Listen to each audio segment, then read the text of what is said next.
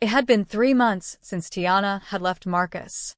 3 months since she'd packed her life into 2 bags and quietly left the condo they once shared, the condo where love had turned into silence. Now, 8 months pregnant, she worked part-time at a local community center, teaching kids how to sing.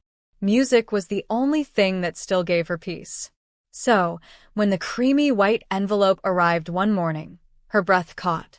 The handwriting on the front was familiar. Marcus's new fiancée, Sophie. Inside was a gold-trimmed wedding invitation.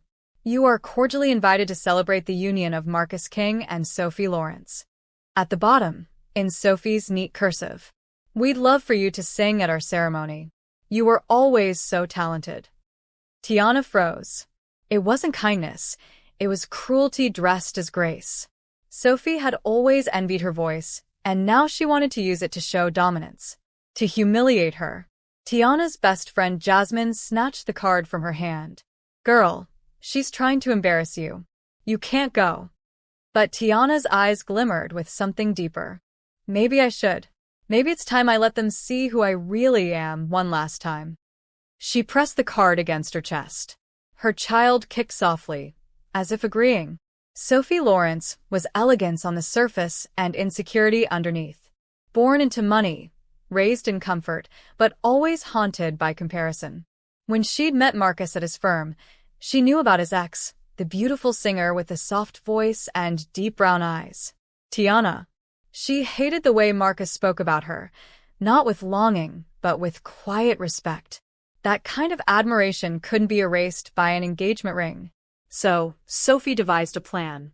She'd invite Tiana to sing at their wedding.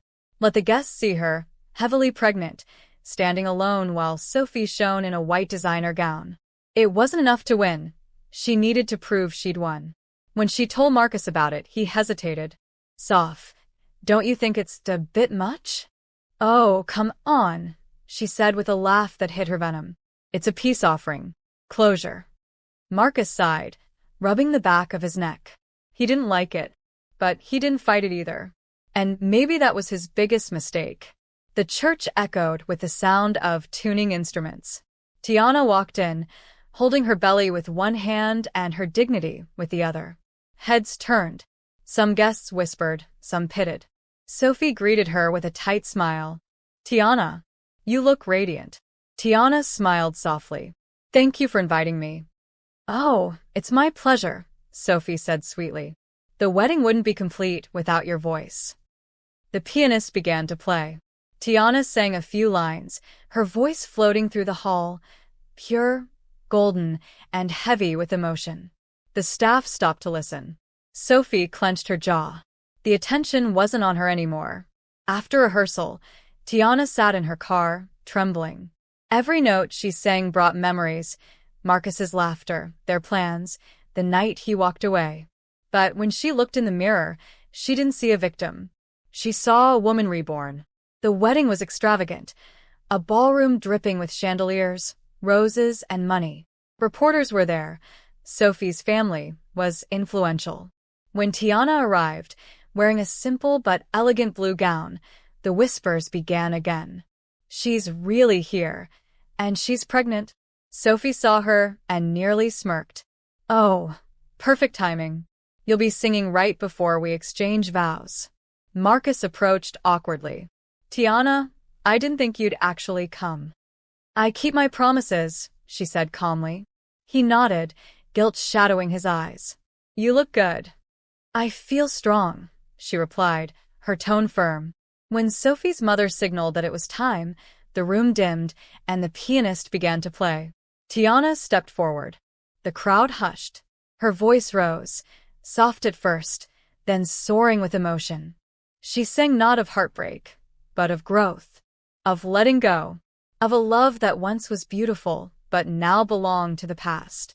The lyrics she'd written herself. You left me in the storm, but I learned how to dance in the rain. You took your ring, but I kept my name. Every word struck like lightning. Guests began to cry. Even the officiant blinked hard. Sophie's smile faded. This wasn't humiliation. It was transcendence. Marcus's eyes glistened.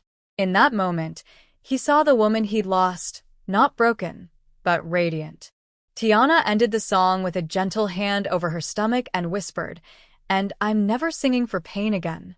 The audience erupted in applause. For a few seconds, the room stayed still.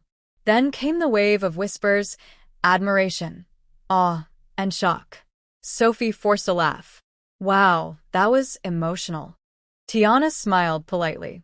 "Congratulations, Sophie. I wish you peace." Then she turned and walked away. Her steps were slow but certain, like she was leaving something heavy behind. Marcus wanted to follow, but Sophie grabbed his hand tightly. "Don't you dare," she hissed. But Marcus's heart wasn't at the altar anymore. It was in the echo of that song. The next day, clips of Tiana's performance went viral. Someone had recorded it, captioning it, "The most powerful wedding song ever sung by a pregnant woman to her ex." Millions watched. Comments poured in. "Her strength is unreal." She sang forgiveness into art. Tiana's phone wouldn't stop ringing. Reporters, music producers, and old friends reached out. But she stayed humble. Meanwhile, Sophie faced whispers of her own, about cruelty, insecurity, and karma. Marcus avoided interviews. He stayed quiet, reflecting on everything he'd lost, not just Tiana, but his integrity. Months later, Tiana gave birth to a baby girl. She named her Harmony, because that's what the journey had brought her. She started recording music again, using the viral fame to raise awareness for single mothers and women's empowerment. Her first single? "Dance in the Rain." It topped charts within weeks. The world didn't just hear her voice, they felt her truth. One afternoon, as Tiana left a radio interview, she saw Marcus waiting by her car. "Congratulations," he said softly. "Your music, it's everywhere." "Thank you," she replied, adjusting her baby's blanket. "I wanted to apologize for everything. You didn't deserve the way things ended."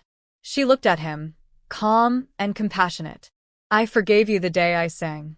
You just didn't hear it yet." He nodded, eyes wet. "You've become everything I always knew you could be." Tiana smiled faintly. "And you finally see it. That's redemption enough." A year later, Tiana performed at a sold-out concert in New York. As she stood under the lights, she spotted Sophie and Marcus in the crowd. She sang the same song, "Dance in the Rain," but this time, it wasn't about pain. It was about freedom. When she finished, the audience rose in a standing ovation. Even Sophie clapped through tears. After the show, Sophie approached her. "Your song, it changed me. I was cruel. I'm sorry." Tiana smiled gently. "We all break in different ways. But music, it heals." They embraced. That night, as Tiana held Harmony backstage, she whispered, "Sometimes, the people who try to humiliate you end up helping you find your wings." And in the echoes of applause, her redemption was complete.